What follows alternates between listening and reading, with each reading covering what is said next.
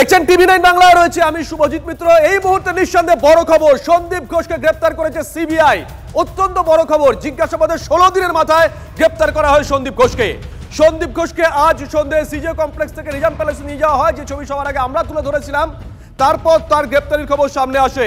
সিবিআইয়ের হাতে তদন্তভার যাওয়ার ঠিক 21 দিনের মাথায় গ্রেফতার হলেন সন্দীপ ঘোষ। আরো গুরুত্বপূর্ণ, সিবিআইয়ের হাতে তদন্তভার যাওয়ার ঠিক 21 দিনের মাথায় গ্রেফতার হলেন সন্দীপ ঘোষ। 5ই সেপ্টেম্বর সুপ্রিম কোর্টে খামবন্দির রিপোর্ট জমা দেবে সিবিআই। তার আগেই সন্দীপ ঘোষকে গ্রেফতার করা হলো। সিজার আমাদের সঙ্গে রয়েছেন, আমাদের সহকর্মী সিজার। ধারাবাহিকভাবে তোমরা কভারেজ দিয়ে গেছো, ঠিক 21 দিনের মাথায় সন্দীপ ঘোষকে গ্রেফতার করলো। তার মানে এটুকু মোটামুটি অনুমান করা যেতে পারে সিবিআইয়ের কাছে পোক্ত কোনো কিছু রয়েছে।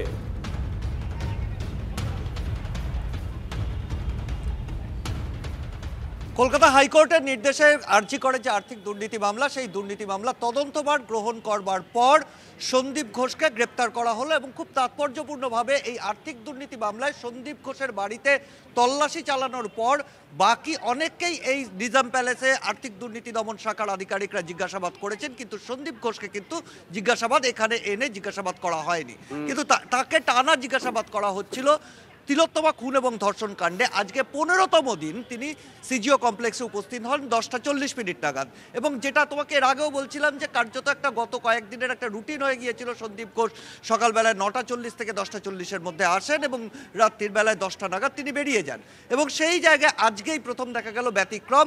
6:30টারও কিছু পরে প্রায় 6:45 নাগাদ হঠাৎ করে সিজিও কমপ্লেক্সের পেছনের গেট দিয়ে সন্দীপ ঘোষকে নিয়ে বেরোন সিবিআই আধিকারিকরা এবং কেন্দ্রীয় বাহিনীর ঘেরাটোপে 3টে গাড়িতে করে তারা রওনা দেন। প্রাথমিকভাবে বোঝা যাচ্ছিল না তাকে কোথায় নিয়ে যাওয়া হচ্ছে, কারণ খুন এবং ধর্ষণ কাণ্ডের তদন্তে আমরা দেখেছি এর আগে বিভিন্ন সময় সিবিআই আধিকারিকরা আর্জি করে গেছেন, কখনো তিলোত্তমার বাড়িতে গেছেন, কখনো তারা আদালতে গেছেন। এবং সেই জায়গায় প্রাথমিক একটা বিভ্রান্তি তৈরি হওয়ার পর যখন দেখা গেল তাকে নিজাম প্যালেসের উদ্দেশ্যে নিয়ে আসা হচ্ছে, এবং সেখানেই কিন্তু একটা স্পষ্ট ইঙ্গিত ছিল, যেটা আমরা বারবার বলছিলাম, নিজাম প্যালেস থেকেই এই আর্থিক দুর্নীতি মামলা তদন্ত চলছে এবং সেই মামলাতেই তাকে গ্রেপ্তারের সিদ্ধান্ত নেওয়া হয়েছে। সেই গ্রেপ্তারি প্রক্রিয়া এখন চলছে।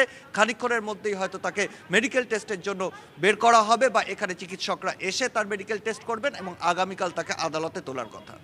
সঙ্গে থাকো সিস্টার, আসবো তোমার কাছে। সন্দীপ ঘোষ গ্রেপ্তার হয়েছেন, ঠিক তার পরেই প্রথম প্রতিক্রিয়া আমাদেরকে দিয়েছেন তিলোত্তমার বাবা মা। কি বলেছেন শুনুন। নমস্কার। সিবিআই এর হাতে গ্রেপ্তার হলেন সন্দীপ ঘোষ। যদিও দুর্নীতির ইস্যুতে তিনি গ্রেপ্তার হলেন, কিন্তু কি মনে হচ্ছে এরপর কি একটু হলেও আশা দেখতে পাচ্ছেন, বুঝতে পারছেন কিছু? আমার মেয়েটা তো আজকে দুর্নীতিরই বলি হয়ে গেছে। আর হয়তো যেমন অনেকেই মন্তব্য করেছেন মেয়ে বলে একটু পরিপাওনা হিসাবে ধর্ষণ করেছে তাকে, কিন্তু আমার মেয়ে দুর্নীতির বলি হয়েছে, সে বিষয়ে আমাদের কোনো সন্দেহ নেই। পুরো ডিপার্টমেন্টের জন্য আমরা প্রথম থেকে দায়ী করে আসছি। সন্দীপ ঘোষ অ্যারেস্ট হয়েছেন, আরো যারা লোকজন আছে সঙ্গে জড়িত তারাও অ্যারেস্ট হোক। যেদিন এদের সবার ফাঁসি হবে এবং চরমতম শাস্তি পাবে, সেদিনই আমাদের মনের আশা কিছুটা পূর্ণ হবে। একটু আশা পাচ্ছি। দেখুন, আমি তো একমাত্র মেয়েকে হারিয়েছি এবং তাকে পুরো ডাক্তার তৈরি করে তারপরে হারিয়েছি।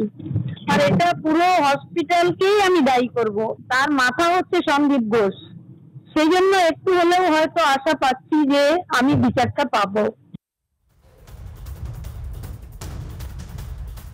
সৌরভ দত্ত আমাদের সঙ্গে রয়েছেন, আমাদের সহকর্মী সৌরভ। এর আগে আরজি করের প্রাক্তনী যারা আমরা এখান থেকে ইন্টারভিউ করেছিলাম, মৈনাক রয় সম্ভবত চিকিৎসক, তিনি বলেছিলেন যে ধারাবাহিক দুর্নীতি চলছিল তারই একটা অভিযোজন তিলোত্তমা ধর্ষণ এবং মৃত্যু। আজকে দেখো তিলোত্তমার বাবা বলছেন আমার মেয়ে দুর্নীতির বলি।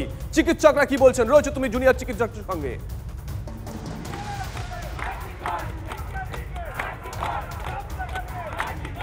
দেখো, রাত 10টায় এবং রাত 10টাতেও বিবি গাঙ্গুলি স্ট্রিটে লালবাজারের অনতি দূরে সেখানে কিন্তু আন্দোলনের উত্তাল, এবং এই আন্দোলনের উত্তাল তারা রাশ টেনে নিয়েছেন জুনিয়র চিকিৎসকেরা বসে আছেন রাস্তার মধ্যে।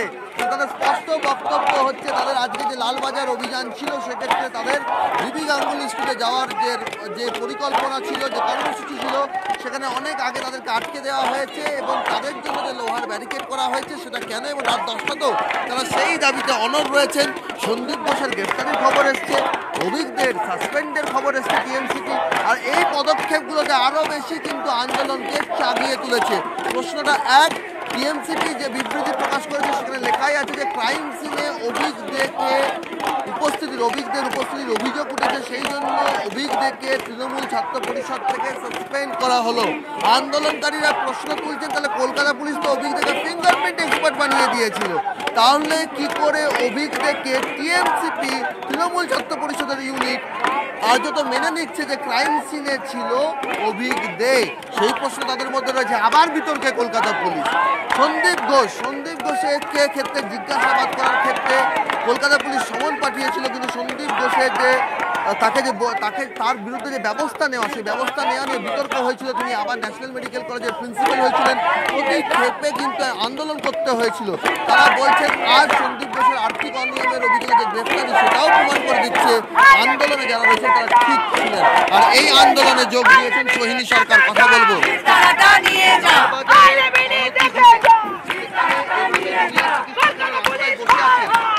কিভাবে দেখছেন যখন এতগুলো শিক্ষিত ছেলে মেয়ে বসে আছে? কারণ প্রথমেই তো জুনিয়র ডাক্তাররাই প্রথমেই আন্দোলনটা শুরু করেছিল, আর আমরা যারা এই আন্দোলনে সামিল হয়েছি সবাই বলেছি আমরা ওরা যা চায় তাদের শর্তটা সবার আগে মানতে হবে সরকারকে। কারণ এই ছেলে মেয়েগুলো এতদিন ধরে এত কাজ করে, 32 ঘন্টা 46 ঘন্টা 72 ঘন্টা ধরে এত পড়াশোনা শিখে তারা এখানে এসছে। এই থ্রেড কালচারের জন্য তো তারা এখানে আসেনি, যাদের দিনের পর দিন কোনো রাজনৈতিক দলের পার্টিকুলার লোকজনরা তাদেরকে বিভিন্ন পাস ফেল করানোর জন্য তারা ডিসাইড করবে। তাহলে কি ওরা এখানে পড়াশোনা করতে এসছে? মানে কিসের জন্য এসছে? কালচারের প্রসঙ্গ যখন এলো তখন বলি অভিজ্ঞদের। আজকে টিএমসিপি বলছে ক্রাইম সিনে অভিজ্ঞদের উপস্থিতি নিয়ে অভিযোগ উঠেছে, তাই টিএমসিপি এই অভিজ্ঞদেরকে সাসপেন্ড করলো। কলকাতা পুলিশ তো অভিজ্ঞদেরকে ফিঙ্গারপ্রিন্ট এক্সপার্ট বানিয়ে দিয়েছে। হ্যাঁ, সে তো আমরাই মিডিয়া চ্যানেলে বিভিন্নভাবে দেখছি। প্রথমে লালবাজার থেকে ইন্দিরা দেবী মানে যিনি অফিসার, সে এমনভাবে পুরোটা দেখালো, আমরা তো প্রথমে ভেবেছিলাম যে উনি ফরেন্সিক ডিপার্টমেন্টেরই কেউ। পরে তো প্রথমে মিডিয়া বিভিন্ন চ্যানেলে দেখানো হলো যে ওই লোকটা অভিজ্ঞদের। আমরা তো কিছু বুঝতেই পারছি না, যারা সাধারণ মানুষ শুধুমাত্র চ্যানেলে মানে শুনি, সংবাদ শুনি, তারা তো প্রথমে লালবাজার থেকে এমনভাবে পুরোটা দেখানো হলো ইনি এই উনি সেই, উনি এই ডিপার্টমেন্টের। আমরা তো বুঝতেই পারিনি যে অভিজ্ঞদের এই লোকটা যে ওখানে ঢুকে বসেছিল। টিএমসিপি যদি বলে যে ছিল, স্বীকার করে নেয়, আর কলকাতা পুলিশ বলছে যে না, কিরকম লাগছে না? হ্যাঁ, সবার মধ্যে তো এক পেজে নেই। মানে যখন মিথ্যে কথা বলার জন্য যদি সত্যি কথা বলে, তাহলে আমিও যেটা বলবো আপনিও সেটা বলবেন। মিথ্যে কথা তো বিভিন্ন লোক বিভিন্ন রকমের ভার্সন দেবে, সত্যি কথা সবাই একটাই বলে। আপনি কলকাতা শহরে কোথাও গিয়ে শুধু বলবেন উই ওয়ান্ট জাস্টিস, সবাই বলবে, কাউকে শিখিয়ে দিতে হবে না। কিন্তু মিথ্যে কথা তো অনেক শেখাতে হয়, অনেক কিছু বলতে হয়। এই ঘটনাক্রমগুলোর জন্যই কি আজকে জুনিয়র চিকিৎসকেরা লালবাজার অভিযানে রাস্তায় বসে রয়েছে? হ্যাঁ, মানে সবসময় আমরা ওদের সাথে আছি। আমাদের আজকে আমরা অনেক ভোর রাত অবধি জেগে আমরা 4টে অবধি মানে আমাদের অবস্থান মঞ্চে ছিলাম। তারপরে যে মুহূর্তে আমরা খবর পেয়েছি আমরা সবাই চলে এসেছি। তিলোত্তমার বাবা মা সন্দীপ ঘোষ গ্রেপ্তার হয়েছেন, তারপর তারা জানিয়েছেন প্রতিক্রিয়ায় যে তারা মনে করছেন এই আর্থিক দুর্নীতি, সেই দুর্নীতির গলায় ঘন্টা বাঁধতে গিয়ে তিলোত্তমা বলি হয়েছে। আজকে অবশ্যই সেটা তো সবাই আমরা বুঝতে পারছি, সে যে যাই বলে দিক না কেন, সে তো আমরা প্রত্যেকে সাধারণ মানুষেরা বুঝতে পারছি। আর আমাদের এটাও বক্তব্য যে এরকম সরকারি প্রতিষ্ঠানে আরো অনেক সন্দীপ ঘোষ লুকিয়ে আছে। আমরা যদি এই আন্দোলনটা জারি রাখি তাহলে পরে সেই সব সন্দীপ ঘোষের এগেনস্টেও কথা হবে, এগুলো সব বেরিয়ে আসবে। সন্দীপ ঘোষের গ্রেফতারি নিয়ে কি বলবো? আরো আগেই করা উচিত ছিল, তাহলে আমাদের অন্যদিকে এতদিন ধরে ওর ওপরে ফোকাস করতে হয়েছে সবাইকে, এবার অন্যদিকে ফোকাস করতে হবে। আমরা চাইবো যে সিবিআই যেন এটা নিরপেক্ষভাবে তদন্ত করে ওর কঠিনতম শাস্তি দেয়। কতক্ষণ থাকবেন অবস্থান মঞ্চে আজকে? পর্যন্ত ওরা আছি আমরা চিকিৎসকদের পাশে আছে। একদম অবশ্যই চিকিৎসকদের পাশে রয়েছে। সৌরভ, সোহিনীকে আরেকটা প্রশ্ন করো না। অতীতে আমরা দেখেছি শিল্পী বা কলাকুশলী যারা সরকারের বিরুদ্ধে বিভিন্ন স্লোগান দিয়েছেন বা আন্দোলনে সামিল হয়েছেন বা শাসক দলের বিরুদ্ধে কথা বলেছেন, টলিপাড়ায় তাদের কোপ পড়েছে। বিভিন্ন কলাকুশলী শিল্পী অভিনেতা অভিনেত্রীদের ক্ষেত্রে আমরা দেখেছিলাম তারা দাবি করেছিলেন। আজকে সোহিনী গতকাল রাত জেগেছেন, আজকে বলছেন থাকবেন আন্দোলনে, লালবাজারের সামনে চলে এসেছেন এই ধর্নায়। যদি টলিপাড়ায় কোপ পড়ে কাজের ক্ষেত্রে?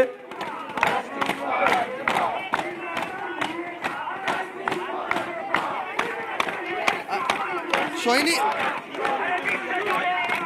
আরেকটা প্রশ্ন ছিল,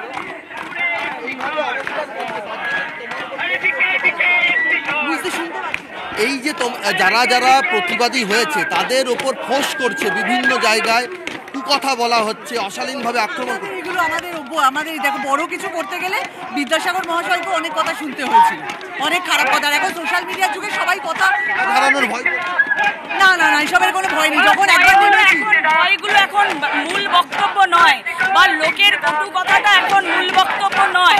বক্তব্যটা যেটা আমাদের সবাইকে সেখানে ফোকাস করাটা অনেক বেশি জরুরি।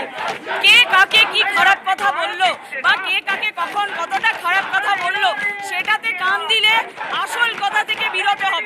সেটাই যদি মূল আদর্শ আমাদের নয়, তো যে যেটা ভাবছে যেটা তাদের নিজস্ব ভাবনা, আমরা জানি তারাও নিশ্চয়ই কোনো একটা জায়গা থেকে ভাবনা চিন্তাটা করছে। তো আমাদের সেটাতে কনসেন্ট্রেট করলে হবে না, আমরা এটাতে কনসেন্ট্রেট করব। বুঝতে পারছো, লক্ষ্য স্পষ্ট।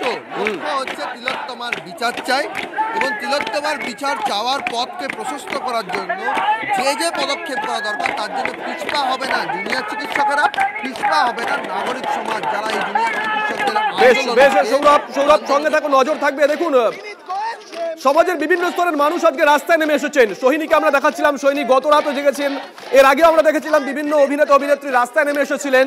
আর এবার আন্দোলনে নামছে তিলোত্তমার পরিবারও।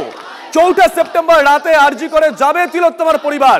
4 সেপ্টেম্বর ফের রাত দখল অভিযান, সপরিবারে যাব আরজি করে। প্রতিক্রিয়া তিলোত্তমার পরিবারের। এই যে সন্দীপ ঘোষ অ্যারেস্ট হয়েছে, এটা এই যে ছাত্ররা আন্দোলন করছে তাদের নৈতিক জয়। আমি মনে করি ছাত্ররা যে এই কঠিন লড়াই করছে, তারা যে আমাদের পাশে রয়েছে, এটা ছাত্রদেরও একটা নৈতিক জয়। আপনার কি মনে হচ্ছে যে এবার কি তাহলে আন্দোলনটাকে আরো জোরালো করা উচিত? আরো জোরালো করা উচিত, এবং আমি যতদিন বিচার না পাই আপনারা যেভাবে আমার পাশে রয়েছেন এভাবেই পাশে থাকবেন। যারা আন্দোলন করছেন তাদের উদ্দেশ্যে কি বলবেন? তাদের বলবো তারা অনেক ধৈর্য ধরে আমার পাশে থেকে আন্দোলন চালিয়ে যাচ্ছে, এবং আমরাও তাদের পাশে আছি। আর তারা যেন আন্দোলন চালিয়ে যায়। আমি যাব তাদের পাশে, অবশ্যই দাঁড়াবো। 4 তারিখে আমি যাব ওদের পাশে গিয়ে, আমরা আরজি করে গিয়ে দাঁড়াবো। আচ্ছা, 4 তারিখে আপনি আসছেন? ফ্যামিলি যাব। আচ্ছা, পুরো ফ্যামিলি আসছেন। 4 তারিখে ওদের যে রাত জাগো কর্মসূচি, সেটাতে আপনি পুরো ফ্যামিলি নিয়ে এখন থাকবো। সৌরভ দত্ত আমাদের সঙ্গে রয়েছেন, আমাদের সহকর্মী। সৌরভ, তিলোত্তমার পরিবার, তিলোত্তমার মা বলছেন 4 তারিখে তিনি আরজি করে আসবেন, আন্দোলন করবেন, আন্দোলনকারীদের পাশে থাকবেন, সশরীরে গোটা পরিবার পাশে থাকবে। যারা এই মুহূর্তে রয়েছেন ওখানে আরজি করের পড়ুয়া বা অন্যান্য মেডিকেল কলেজের পড়ুয়ারা, তারাও নিশ্চয়ই শুনেছেন এই কথাটা।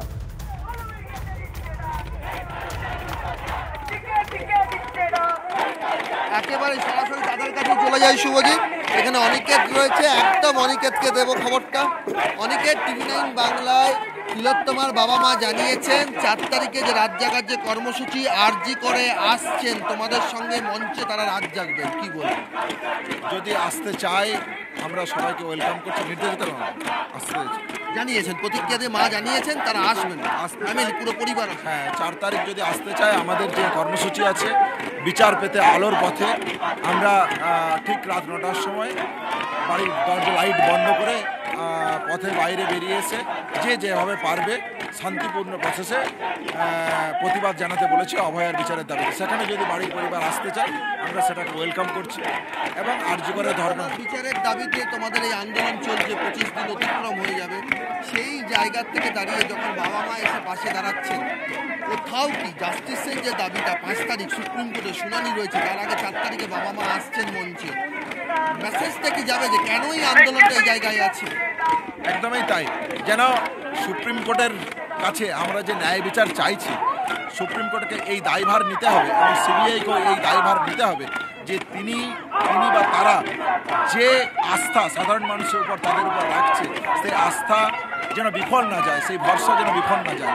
আমি শুধুমাত্র এই মেসেজটুকুই দিতে চাই সমগ্র পশ্চিমবঙ্গবাসী সহ দেশবাসীকে, বিচার পেতে আলোর পথে তারা অভয়ার যে ওই অন্ধকারময় পরিস্থিতি, অভয়ার বিচার দাবিতে তারা এর সাথে সমর্থক হয়ে উঠুক, সতর্ক হয়ে উঠুক, এটাই আমি চাই।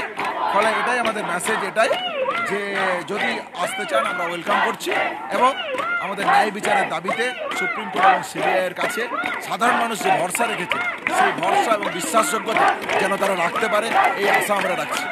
লহরীকে পেয়ে গেছি, আমরা আসবো। সৌরভ, সঙ্গে থাকো। আরো একটা বড় খবরের দিকে নজর রাখতে হচ্ছে। আরো একটা বড় খবর, চিকিৎসা জগতের কারো বিরুদ্ধে কুমন্তব্য নয়, নাগরিক সমাজের বিরুদ্ধে কোনো খারাপ কথা নয়, গোটা তৃণমূল দলকে বার্তা দিয়েছেন অভিষেক বন্দ্যোপাধ্যায়। বড় খবর এই মুহূর্তে, চিকিৎসা জগতের কারো বিরুদ্ধে কুমন্তব্য নয়, নাগরিক সমাজের বিরুদ্ধে কোনো খারাপ কথা নয়, গোটা তৃণমূল দলকে বার্তা দিয়েছেন অভিষেক বন্দ্যোপাধ্যায়। প্রতিবাদ করার অধিকার প্রত্যেকের আছে, মত প্রকাশের অধিকার সবার আছে, এটাই বিজেপি শাসিত রাজ্যের সঙ্গে বাংলার তফাৎ। সোশ্যাল মিডিয়া বার্তা অভিষেক বন্দ্যোপাধ্যায় দিকে দিকে যখন তৃণমূল কংগ্রেসের নেতা কর্মীরা একের পর হুমকি দিচ্ছিলেন, হুঁশিয়ারি দিচ্ছিলেন, তখন তৃণমূলের সেকেন্ড ইন কমান্ডের এই বার্তা অত্যন্ত গুরুত্বপূর্ণ, অত্যন্ত গুরুত্বপূর্ণ। লাগাতার তৃণমূল নেতারা কুমন্তব্য করেছিলেন, তালিকায় ছিলেন স্বয়ং সাংসদ অরূপ চক্রবর্তী, একাধিক নেতা, হবিবপুরের নেতা, বাঁকুড়ার নেতা একের পর এক কুমন্তব্য করেছেন। ঠিক সেই সময় তৃণমূলের সেকেন্ড ইন কমান্ড অভিষেক বন্দ্যোপাধ্যায়ের এই কড়া বার্তা অত্যন্ত তাৎপর্যপূর্ণ, অত্যন্ত তাৎপর্যপূর্ণ। চিকিৎসা জগতের কারো বিরুদ্ধে কুমন্তব্য নয়। গতকালই সরকারি কর্মচারীদের উদ্দেশ্যে, বোধহয় নাম না করে চিকিৎসকদের উদ্দেশ্যে মন্তব্য করেছিলেন তৃণমূল কংগ্রেস বিধায়ক কাঞ্চন মল্লিক। নাগরিক সমাজের বিরুদ্ধে কোনো খারাপ কথা নয়, গোটা তৃণমূল দলকে কড়া বার্তা দিয়েছেন অভিষেক বন্দ্যোপাধ্যায়।